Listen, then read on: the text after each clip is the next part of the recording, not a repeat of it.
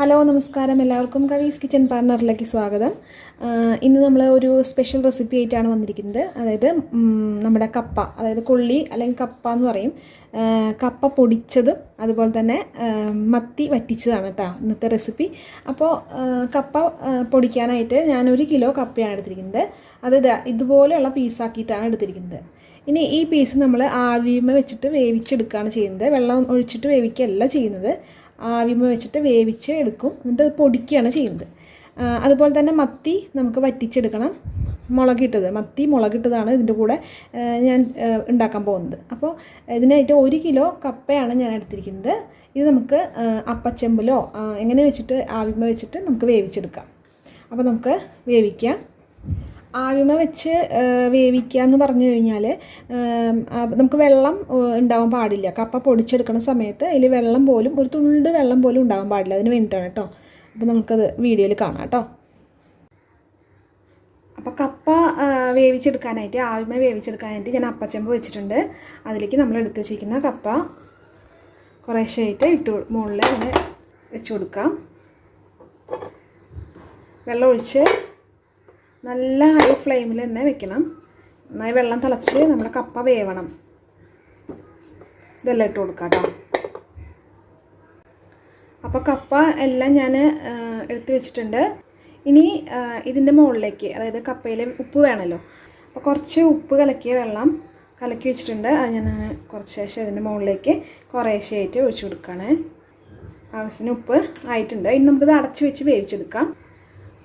കപ്പയ്ക്ക് കുറച്ച് മഞ്ഞ കളർ കിട്ടണമെന്നുണ്ടെങ്കിൽ നമുക്ക് കുറച്ച് മഞ്ഞൾപ്പൊടിയും കൂടിയും ഇട്ട് കൊടുക്കാം കേട്ടോ. ഞാനിപ്പോൾ ഇതിലേക്ക് മഞ്ഞൾപ്പൊടിയൊക്കെ ഇട്ടിട്ട് നന്നായിട്ട് മിക്സാക്കിയിട്ട്, അപ്പോൾ ഉപ്പും മഞ്ഞൾപ്പൊടിയൊക്കെ ആയി കേട്ടോ അതിൽ. ഇനി ഇത് നന്നായിരുന്ന് നല്ല ഹൈ ഫ്ലെയിമിൽ നന്നായിട്ട് വേവണം. അപ്പോൾ കപ്പ വേവണ സമയം കൊണ്ട് നമുക്ക് മത്തിക്കറി റെഡിയാക്കി എടുക്കാം.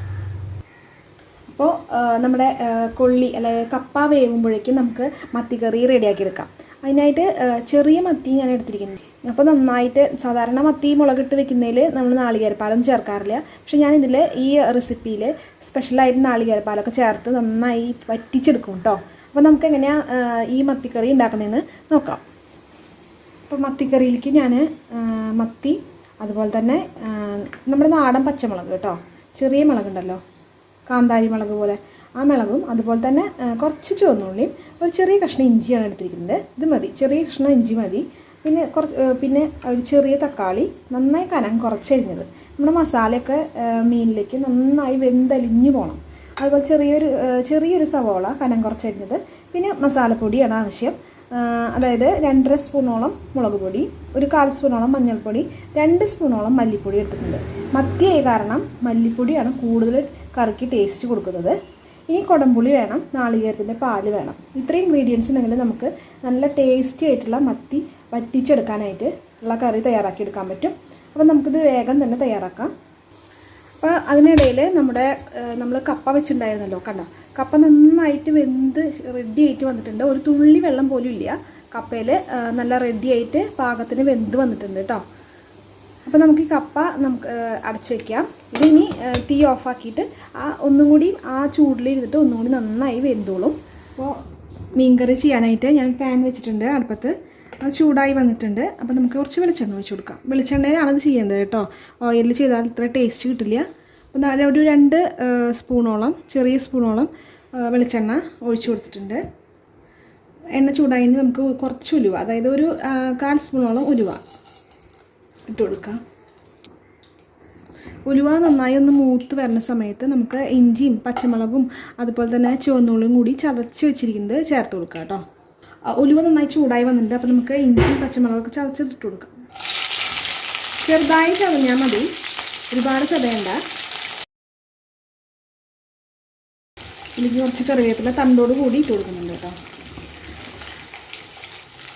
ഇതിലേക്ക് നമ്മൾ അരിഞ്ഞു വെച്ചിരിക്കുന്ന സവോള ചേർത്ത് കൊടുക്കാം. ഇതിൽ ഈ കറിയുടെ പ്രത്യേകത എന്താണെന്ന് വെച്ച് കഴിഞ്ഞാൽ ഇതിൽ സവോളയും അതുപോലെ തന്നെ തക്കാളിയൊക്കെ നന്നായിട്ട് വഴന്ന് വന്നിട്ട് നന്നായി വെന്തുടഞ്ഞ് പോകണം. എന്നിട്ട് വേണം മീനൊക്കെ ഇട്ട് കൊടുക്കാനായിട്ട്. അപ്പോൾ മീനിലേക്ക് ആ മസാലയൊക്കെ നന്നായി പിടിക്കും. ഇതിലേക്ക് നമുക്ക് കുറച്ച് ഉപ്പിട്ട് കൊടുക്കാം. പെട്ടെന്ന് സവോളയൊക്കെ പെട്ടെന്ന് വഴന്ന് കിട്ടും. കുറച്ച് ഉപ്പിട്ട് കൊടുക്കാം. ഈ നാടൻ പച്ചമുളകൊക്കെ കിട്ടണം ശരിക്കും പറയാന്ന് വെച്ചാൽ ഇതിൽ. എന്നാലാണ് ആ മുളക് ഇട്ടതിൻ്റെ അതേ ടേസ്റ്റൊക്കെ നല്ല ടേസ്റ്റ് വരുള്ളൂ കേട്ടോ. ചെറുതായിട്ടൊന്ന് നന്നായി വഴന്ന് വന്നിട്ടുണ്ട്. അപ്പോൾ നമുക്ക് ഇതിലേക്ക് തക്കാളി ഇട്ട് കൊടുക്കാം.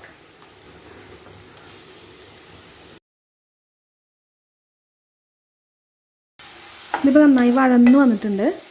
തക്കാളിയൊക്കെ നന്നായി നല്ല ഉടച്ച് കൊടുക്കണം കേട്ടോ. നന്നായി മസാലയൊക്കെ നന്നായി ഉടച്ച് കൊടുത്ത ശേഷം നമുക്കിതിൽ പൊടികളിപ്പോൾ ചേർത്ത് കൊടുക്കാം. നമ്മളെടുത്ത് വെച്ചിരുന്ന പൊടികളാണ് ഞാൻ ചേർത്ത് കൊടുക്കുന്നത്. ഇപ്പോൾ റെഡി ആയിട്ടുണ്ട്. പൊടികളൊക്കെ ഒന്ന് ചെറുതായി ചൂടായിട്ടുണ്ട്, പച്ചമണമൊക്കെ മാറിയിട്ടുണ്ട്. നമുക്കിതിലേക്ക് കുറച്ച് വെള്ളം കൂടി ചേർത്തിട്ട് വേണം മീനൊക്കെ ഇട്ട് കൊടുക്കാനായിട്ട്.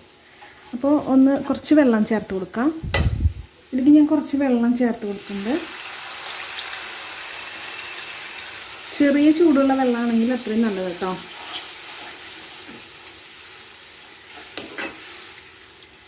ഈ മസാലയൊക്കെ ചേർന്ന് വെള്ളത്തിൽ കിടന്നിട്ട് ഒന്ന് നന്നായി തിളച്ച് വരുമ്പോഴാണ് നമുക്ക് ഇതിലേക്ക് മത്തി ചേർത്ത് കൊടുക്കാം.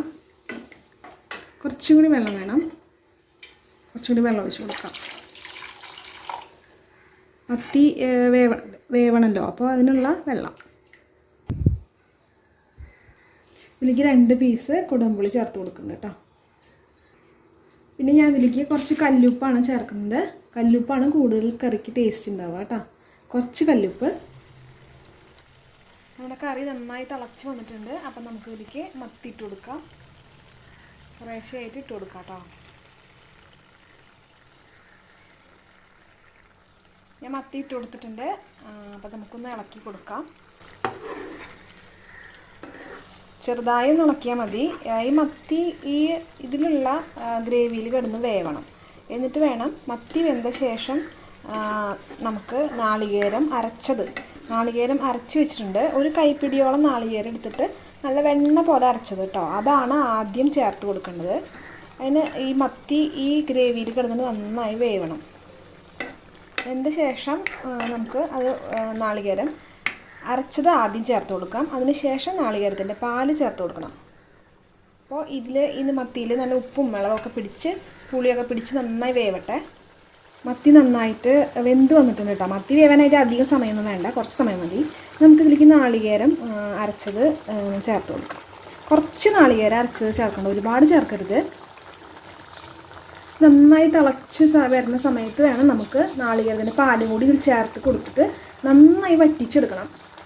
അപ്പോൾ മത്തി നന്നായി വറ്റി വന്നിട്ടുണ്ട്. അപ്പോൾ നമുക്ക് ഇതിലേക്ക് നാളികേരത്തിൻ്റെ പാലും കൂടി ഒഴിച്ച് കൊടുക്കാം. കുറച്ച് പാല് കേട്ടോ. പിന്നെ ആവശ്യത്തിന് ഉപ്പും കൂടി ചേർത്ത് കൊടുക്കണം. ഈ സമയത്ത് ഉപ്പ് കുറവായിരിക്കും ചിലപ്പോൾ. അപ്പോൾ ഉപ്പ് നമുക്ക് ആവശ്യത്തിന് ഉപ്പ് ചേർത്ത് കൊടുക്കണം കേട്ടോ. നമ്മുടെ കറി അപ്പോൾ നന്നായി തിളച്ച് നന്നായി വറ്റി വന്നിട്ടുണ്ട്. അപ്പോൾ നമുക്കിതിലേക്ക് ഇത് ഒരു മൺചട്ടിയിലേക്ക് മാറ്റാം. മൺചട്ടിയിലേക്ക് മാറ്റിയ ശേഷം നമുക്കിത് താളിച്ച് കൊടുക്കാം. സാധാരണ പച്ച വെളിച്ചെണ്ണ ഒഴിച്ചാൽ മതി, പക്ഷേ എന്നാലും നമുക്ക് താളിച്ച് കൊടുക്കുമ്പോൾ അതൊരു പ്രത്യേക ടേസ്റ്റാണ്. അപ്പോൾ ഇതൊരു വെറൈറ്റി ഡിഷാണല്ലോ, അപ്പോൾ നമുക്ക് അതുപോലെ ചെയ്യാം. അപ്പോൾ ഇത് ഒരു മൺചട്ടിയിലേക്ക് മാറ്റാം കേട്ടോ. എന്നിട്ട് തളിച്ച് കൊടുക്കാം.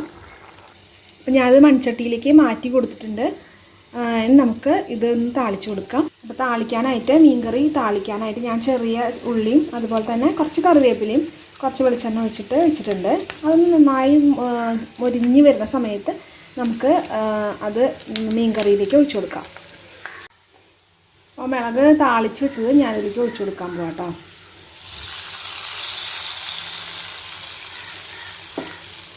ഒഴിച്ച് കൊടുത്തിട്ട് കുറച്ച് നേരം അടച്ച് വയ്ക്കുക. അതിന് ശേഷം ജസ്റ്റ് ഒന്ന് ചട്ടി പിടിച്ചിട്ട് ഒന്ന് ഇളക്കി കൊടുത്താൽ മതി.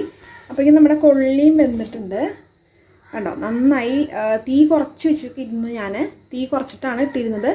ആവിയുമേൽ നന്നായി വെന്തുടഞ്ഞിട്ടുണ്ട്. അപ്പോൾ നമുക്ക് ഇതും ഒരു പ്ലേറ്റിലേക്ക് മാറ്റാം. അപ്പോൾ നമ്മുടെ കൊള്ളി റെഡി ആയിട്ടുണ്ട്. കൊള്ളി ഞാൻ കണ്ടോ ഇങ്ങനെ ആവിയുമേൽ വെച്ചിട്ട് വേവിച്ചെടുക്കുമ്പോൾ പ്രത്യേക ടേസ്റ്റാണ് കൊള്ളിക്ക് കേട്ടോ. അപ്പോൾ കൊള്ളി ഞാൻ സ്പൂണ് വെച്ചിട്ടോ എന്തെങ്കിലും മരത്തിൻ്റെ തടി വെച്ചിട്ടോ മരത്തിൻ്റെ തവി വെച്ചിട്ടോ നിങ്ങൾക്ക് ഉടച്ച് എടുക്കാവുന്നതാണ്, പൊടിച്ചെടുക്കാം. നന്നായിട്ട് ആവിമ വെച്ച് ഇങ്ങനെ വേവിച്ച് കഴിഞ്ഞ് കഴിഞ്ഞാൽ കൊള്ളി നന്നായി പൊടിഞ്ഞ് കിട്ടും നമുക്ക്. അപ്പോൾ നമുക്കിത് പൊടിച്ച് വെച്ചിട്ടുണ്ട് ഞാൻ. ഇത് നമുക്ക് ഒരു പ്ലേറ്റിലേക്ക് മാറ്റാം. കൊള്ളിയിലേക്ക് നമുക്ക് കുറച്ച് ചുവന്നുള്ളിയും പച്ചമുളകും വേപ്പിലയും കൂടിയിട്ട് കുറച്ച് വെളിച്ചെണ്ണയിൽ നന്നായി വഴറ്റിയിട്ട് ഇട്ട് കൊടുക്കാം. ഈ കൊള്ളിയുടെ മുകളിലേക്ക് ഇട്ട് കൊടുക്കാം. അപ്പോൾ ഞാൻ കൊള്ളിയുടെ മുകളിലേക്കായിട്ട് ഇത് താളിച്ചത് ഇട്ട് കൊടുത്തിട്ടുണ്ട് കേട്ടോ. അപ്പോൾ നമ്മുടെ അടിപൊളിയായിട്ടുള്ള മത്തി മുളകിട്ട് വെച്ചതും പ്രത്യേകിച്ച് നാളികേരപ്പാൽ ചേർത്തിട്ട് നന്നായി വറ്റിച്ചെടുത്താണ്. അപ്പോൾ ആ കറിയും നമ്മുടെ അടിപൊളി കൊള്ളി പൊടിച്ചതും പൊടിക്കൊള്ളിയും. അപ്പോൾ വീട്ടിൽ ഉണ്ടാക്കി നോക്കാൻ മറക്കരുത്. മത്തിയും കൊള്ളിയും കിട്ടുകയാണെങ്കിൽ നിങ്ങൾ ഈ കോമ്പിനേഷൻ അടിപൊളി കോമ്പിനേഷനാണ്, എല്ലാവർക്കും അറിയാവുന്നതാണ്. അപ്പോൾ ഇങ്ങനെ ട്രൈ ചെയ്ത് നോക്കണം. അപ്പോൾ അടുത്ത വീഡിയോ ആയിട്ട് കാണുന്നതുവരെ എല്ലാവർക്കും ബൈ.